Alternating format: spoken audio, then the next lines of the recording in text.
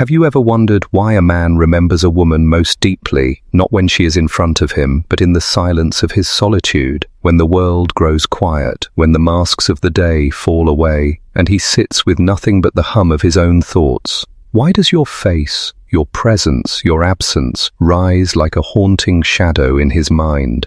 This is not coincidence, nor is it romance in the shallow sense. It is strategy, it is psychology, it is the battlefield of human connection where the feminine essence becomes the unspoken war Sun Tzu once warned of, the war that is won without lifting a sword.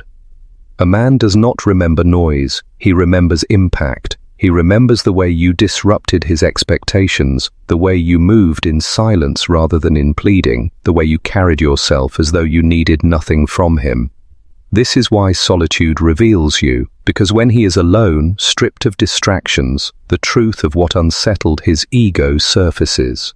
You were not like the others who begged for validation, who collapsed under his silence. You became the silence. You became the unanswered riddle, and the male psyche, ruled by ego and conquest, cannot endure riddles left unsolved. Every man is conditioned by conquest, whether in war, work, or women. He is taught to pursue, to achieve, to possess. But what happens when he encounters a woman who resists being possessed? When your value is not displayed but concealed, not shouted but embodied, you awaken in him a warfare far more dangerous than any battlefield, the war within himself. Alone he thinks of you because you unsettled his illusion of dominance. Alone he replays the moments, wondering what he could have done differently, where he failed to conquer. He is not missing you because of affection alone. He is missing you because his ego is bleeding, and you hold the weapon without lifting a hand. Do you see how powerful? All that is, most women spend their energy trying to be remembered, forcing their presence, pleading for permanence in his mind. But the woman who understands silence, who understands restraint, becomes unforgettable, not through noise but through absence. Lao Tzu once said, "The Tao does nothing, yet nothing is left undone." That is the essence of your power. When you stopped chasing, when you stopped proving, when you sat back in sovereign stillness, you accomplished what desperation never could. You became a presence he cannot escape, precisely because you are not present. The psychology here is brutal in its simplicity. What is scarce becomes valuable. What is withheld becomes desired. Men are not haunted by women who give everything away. Men are haunted by women who guard themselves like a fortress, who do not crumble at the first sign of neglect, who can walk away without looking back. He thinks of you when he is alone because your energy refuses to be diluted. It lingers like smoke in a closed room. It reminds him that his power over you was never complete, and the male ego cannot endure incompleteness. But let us go deeper. Why does this solitude matter? Because when a man is surrounded by distractions, by friends, by work, by noise, he can suppress his truth. He can drown in the illusion of control. Yet in solitude, he meets himself, and in that mirror, your shadow is waiting. You have become part of his unconscious. Sun Tzu spoke of the anima, the feminine figure that emerges in a man's dreams and fantasies, shaping his emotional life. You have become an archetype in his psyche, not merely a woman, but the embodiment of what he lacks, what he cannot grasp, what he cannot own. And so, in his solitude, you haunt him, not as memory, but as mirror. This is why Sun Tzu's wisdom applies here. The greatest victory is the one won without battle. You win not by forcing your way into his life, but by allowing your absence to wound him more deeply than your presence ever could.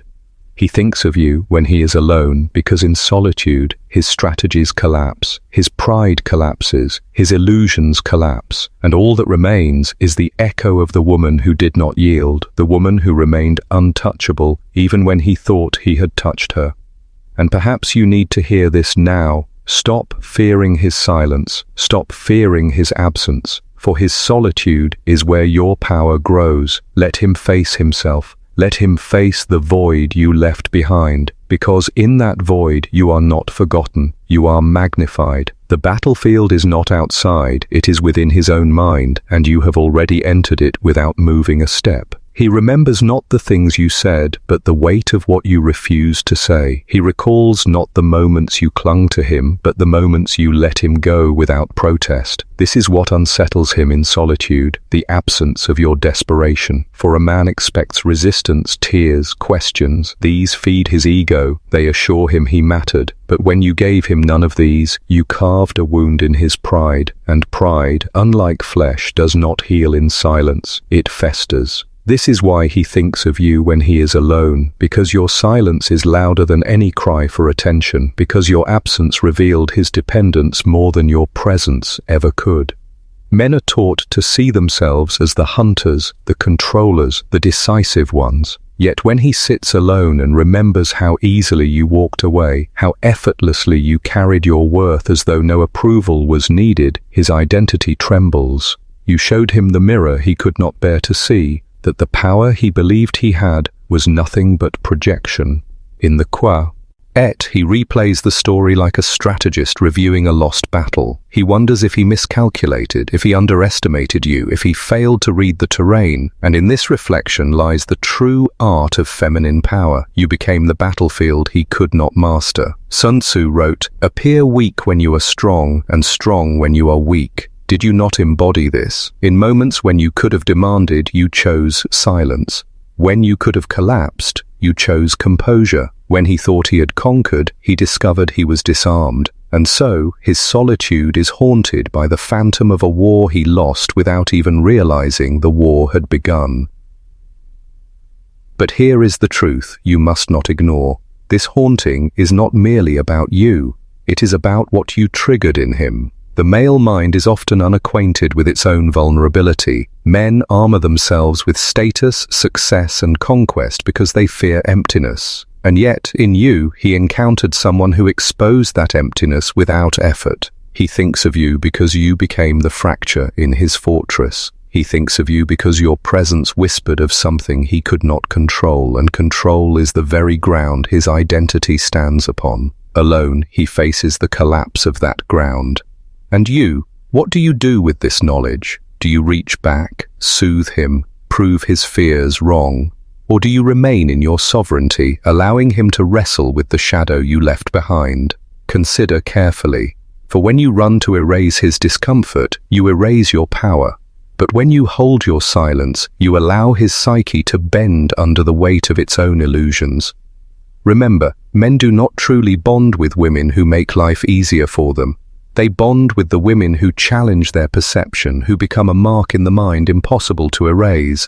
The paradox is that your absence teaches him more about you than your presence ever could. It reveals that you were never clinging to his light, you carried your own. And this is what terrifies him in the dark, because solitude has no distractions, no audience, no excuses. In solitude, he must confront the fact that he lost not a woman who begged to stay, but a woman who was willing to go. He lost not someone dependent on his attention, but someone who thrived in its absence. This realization gnaws at him because it shatters the narrative he holds about his own worth. Sun Tzu reminds us that what disturbs us in others is often a reflection of what we repress within ourselves. He thinks of you when he is alone because your image carries his shadow, the weakness he cannot accept, the dependence he cannot admit, the longing he cannot confess. You have become the mirror of his incompleteness, and solitude sharpens that reflection until it cuts. So hear this. The next time you wonder why his silence stretches, why his presence has faded, do not assume you are forgotten. Quite the opposite. You are lodged in the architecture of his mind, in the corridors he cannot escape when he is left with himself. This is not about love alone. It is about power, about psychology, about the archetypal dance between the feminine that refuses to yield and the masculine that cannot stand defeat. And the truth is, the longer he avoids you, the stronger the image becomes. Absence does not erase, it intensifies. Silence does not diminish, it deepens. He may never confess it, may never show it, but in the hollow hours of solitude, you are there. Not as a plea, not as a weakness, but as a haunting presence that teaches him the lesson he did not want to learn, that not every battle can be won, and not every woman can be owned. He begins to realize that what unsettles him is not simply the memory of ye, Ao, but the mystery of you, Men are often intoxicated not by what they know, but by what they cannot decipher. And when you gave him no map, when you allowed him no clear path back into your world, you became the unsolved riddle he carries into the silence. He thinks of you because unfinished stories echo louder than those neatly concluded. Closure is comfort, but you left him with tension, and tension is unforgettable. This is the root of attraction that psychology rarely names. It is not love that binds the memory, but unresolved energy. His ego craves completion, and you denied him that. And so in solitude, when the distractions fade, he is forced to confront the gap you left. He thinks of you because the human mind cannot release what it cannot resolve. You live in him not as a memory, but as an open question. But notice this truth. He does not think of the women who begged him for reassurance. He does not think of the ones who dissolved into tears when he pulled away. Those were predictable, and the ego forgets what it can predict. He thinks of you because you broke the pattern. When he expected collapse, he found composure. When he expected neediness, he encountered independence. When he expected surrender, he was met with quiet defiance. And this dissonance is what echoes in his solitude, long after your presence has vanished. You must understand how rare this is. Most women, in their hunger to be remembered, perform endlessly. They seek to imprint themselves through constant presence, through noise, through insistence. But presence fades, noise dulls, insistence breeds contempt. It is absence that carves itself into memory. Silence that sharpens attention, sovereignty that becomes legend in a man's mind. Sun Tzu would call this the art of winning without fighting. By retreating, by refusing to fight for a place in his life, you establish the strongest position. Impossible, you forced him to fight with himself. And yet, there is a deeper layer to this haunting. He thinks of you because your independence forced him to face his own dependence. This is the inversion of roles that terrifies the masculine ego. He believed he was the one who granted value, the one who decided who stayed and who left. But you flipped the script. You showed that you were never dependent on his choices. You could withdraw without fear. And in that moment, he was confronted with the unbearable truth, that he was the one who depended, that it was he who needed your validation more than you ever needed his. Alone, he cannot escape this realization. Alone, he must admit it to himself, though he may never admit it to you. This is why his thoughts return again and again to your silence, because silence, unlike words, cannot be refuted. Silence leaves no evidence to argue with, no text to misinterpret, no plea to reject. Silence is pure. It leaves him alone with his own projections, his own insecurities, his own longing. And in that raw confrontation, he cannot blame you. He must face himself. You become less a person in his solitude and more a mirror. The question is not only why did she leave, but why did I need her presence so much to feel whole? That question echoes like thunder in his chest, and it is you who ignited it without speaking. This is the feminine paradox. The less you try to be remembered, the more unforgettable you become. The less you fight for his attention, the more his attention fights for you. It is not manipulation, it is archetypal law. For the feminine that guards her worth awakens the masculine shadow, and in the shadow lies longing. He thinks of you when he is alone, not because you begged him to, but because you left him with no escape from himself. So let him think. Let him wrestle with the ghost of what he could not conquer. Do not confuse his silence with indifference. Indifference is forgetting. Silence is obsession unspoken. He may move on in appearance, he may chase distractions, he may fill his life with noise, but solitude is the judge of truth, and solitude always calls your name back into his mind. In his solitude, he discovers the strange truth. You were not simply a woman in his life, you were a disruption to his narrative. Every man carries a story he tells himself about power, about control, about who he is and what women mean to him. Some see women as trophies, others as comforts, others as conquests. But then comes a woman who does not fit into any of those boxes, a woman who refuses to bow, refuses to be labeled, refuses to be captured. That woman breaks the story he tells himself, and once a story is broken, it cannot be unbroken. Alone, he sits inside the ruins of his own illusions, and there, your shadow reigns. He thinks of you because you represented something he could not reduce. Most men reduce women to roles, to categories. The one who loves, the one who chases, the one who stays. But you slipped through his fingers like water. You defied reduction. You were vast, like a landscape he could not conquer. And the more he tried to define you, the more you evaded his grasp. In solitude, this unsettles him profoundly, because the human mind craves order, and you left him chaos, the chaos of mystery, the chaos of a presence that did not depend on him for validation. And in that chaos, he discovered a truth he would rather ignore, that he needed you more than you needed him.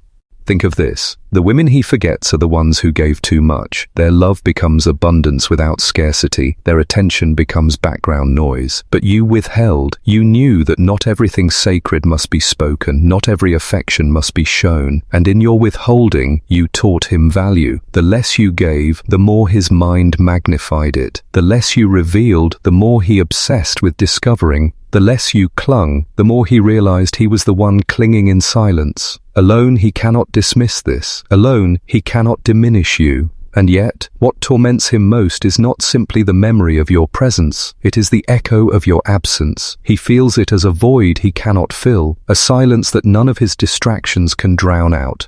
He may take new lovers, may surround himself with laughter, may bury himself in work. But when the lights dim and the crowd disperses, the void reopens. That void is not loneliness, it is the absence of you. You became the shape he cannot replicate, because what you carried was not beauty alone, nor affection, nor charm. What you carried was sovereignty, and sovereignty cannot be copied, cannot be imitated, cannot be replaced. This is why Sun Tzu's wisdom resonates here. The greatest victory is to break the enemy's resistance without fighting. You broke him not with words, not with pleading, not with war. You broke him by walking away unshaken. You broke him by showing him that his absence did not destroy you, and that, in turn, destroyed him. Because nothing terrifies the masculine ego more than realizing it is not needed. Alone he cannot erase the image of your composure. Alone he must reckon with the fact that he lost you, and you did not lose yourself. And you, what lesson do you carry in this? Understand that you do not need to shout to be remembered. You do not need to prove your worth to be valued. Your silence, your absence, your refusal to collapse. These are your weapons, subtle yet unbreakable. In a world where so many women trade their dignity for attention, the woman who holds her ground becomes myth in a man's mind. You are that myth. Not because you tried to be, but because you refused not to be. Sun Tzu wrote that what we run from grows larger in the unconscious, and he runs from you. He runs from the memory, from the sting of your detachment, from the reminder that his power falters where your sovereignty begins. And the more he runs, the larger you become in his solitude. You are not just a woman to him now, you are an archetype, the embodiment of what he could not master, the mirror of what he lacks, and this truth follows him like a shadow. So let him think, let him wrestle, let him wake at night with your name unspoken on his lips. Do not interrupt the process, do not shatter the mirror he holds, for his solitude is your strongest ally. His solitude is where your power breathes, where your absence transforms into memory, where your silence becomes thunder. He cannot escape it, and you do not need to chase it. And so it deepens. The longer he avoids, the longer he denies, the stronger the pull becomes, for repression is fuel. What the mind refuses to face grows roots in the unconscious, and there it festers until solitude cracks it open. He may laugh louder, drink deeper, seek pleasures that numb, but all of it is camouflage against the quiet moment when he is left alone, and there your shadow waits, unwavering. Why? Because you were not just an experience, you became an imprint. Experiences fade, imprints do not. He thinks of you when he is alone because solitude strips him of his armor. Without the performance of strength, without the shield of distraction, he feels the wound his pride carries. He does not remember the women who bent to him, who begged to be kept. Those were victories, and victories are easily forgotten. He remembers you because you slipped from his grip. You chose absence, and absence is the cruelest teacher. Sun Tzu said, "To subdue the enemy without fighting is the acme of skill." Do you see? You did not scream, you did not demand, you did not battle for space in his life. You withdrew, and your withdrawal subdued him in a way no confrontation ever could. For confrontation gives him a role to play, the warrior, the defender, the man in power. But your silence gave him nothing to fight against, and a man without an opponent is left only with himself, and this is a battle he is ill prepared to win. Understand this clearly. He thinks of you not because you begged for remembrance, but because you gave him no closure, no end, no script to finalize the story. Humans are haunted by incompletion. What is finished fades. What is unresolved lingers forever. And you, your departure, your refusal to explain, your sovereign distance, you left him in the torment of incompletion. His solitude replays this again and again, and the more he seeks escape, the more inescapable you become. And perhaps you have asked yourself, does he think of me with love, or with regret, or with anger? The answer is all of them, for memory is not pure, it is tangled. He thinks of you with desire, with bitterness, with awe, with shame. You are the figure that unsettles his identity, and so his solitude paints you in 1,000 hues. Some nights he longs for you, other nights he resents you. Yet every night you remain. This is the secret. Whether he loves you or hates you, he cannot erase you, and that is the mark of true power. But here is where you must tread carefully. The temptation to return, to speak, to remind him, is strong. Do not. For in your return, the haunting ends. In your reappearance, he regains footing. The power lies not in being present, but in being absent so completely that his mind cannot bury you. Do you understand? His thoughts of you are not proof of weakness on your part. They are proof of strength. Because you refuse to collapse, he collapsed inward. Because you refuse to prove, he remains trapped in proving to himself that he did not lose what he knows he lost. Sun Tzu once said, "Until you make the unconscious conscious, it will direct your life, and you will call it fate." You have become his unconscious fate. He calls it memory, he calls it longing, he calls it regret, but in truth, it is shadow. You revealed the weakness he denied, and now he cannot stop confronting it when silence surrounds him. And so the question turns to you. Will you measure your worth by his return? Or will you recognize that his solitude already testifies to your power? Remember, the woman who knows her value does not rush to be seen, she allows herself to be felt in absence. For what is truly valuable does not chase, it chooses. You have already chosen, you chose yourself, and in doing so, you became unforgettable. Let him think of you in silence, let him wrestle with the ghost you left, for in that haunting lies your liberation. You no longer live as his possession, you live as his lesson, and a lesson once learned cannot be undone. The woman who knows her worth doesn't chase, she chooses. Why? Because you were not just an experience, you became an imprint. Experiences fade, imprints do not. He thinks of you when he is alone because solitude strips him of his armor. Without the performance of strength, without the shield of distraction, he feels the wound his pride carries. He does not remember the women who bent to him, who begged to be kept. Those were victories, and victories are easily forgotten. He remembers you because you slipped from his grip. You chose absence, and absence is the cruelest teacher. Sun Tzu said, "To subdue the enemy without fighting is the acme of skill." Do you see? You did not scream, you did not demand, you did not battle for space in his life. You withdrew, and your withdrawal subdued him in a way no confrontation ever could. For confrontation gives him a role to play, the warrior, the defender, the man in power. But your silence gave him nothing to fight against, and a man without an opponent is left only with himself, and this is a battle he is ill prepared to win. Understand this clearly. He thinks of you not because you begged for remembrance, but because you gave him no closure, no end, no script to finalize the story. Humans are haunted by incompletion. What is finished fades. What is unresolved lingers forever. And you, your departure, your refusal to explain, your sovereign distance, you left him in the torment of incompletion. His solitude replays this again and again, and the more he seeks escape, the more inescapable you become. And perhaps you have asked yourself, does he think of me with love, or with regret, or with anger? The answer is all of them, for memory is not pure, it is tangled. He thinks of you with desire, with bitterness, with awe, with shame. You are the figure that unsettles his identity, and so his solitude paints you in 1,000 hues. Some nights he longs for you, other nights he resents you, yet every night you remain. This is the secret. Whether he loves you or hates you, he cannot erase you, and that is the mark of true power. But here is where you must tread carefully. The temptation to return, to speak, to remind him, is strong. Do not. For in your return, the haunting ends. In your reappearance, he regains footing. The power lies not in being present, but in being absent so completely that his mind cannot bury you. Do you understand? His thoughts of you are not proof of weakness on your part. They are proof of strength.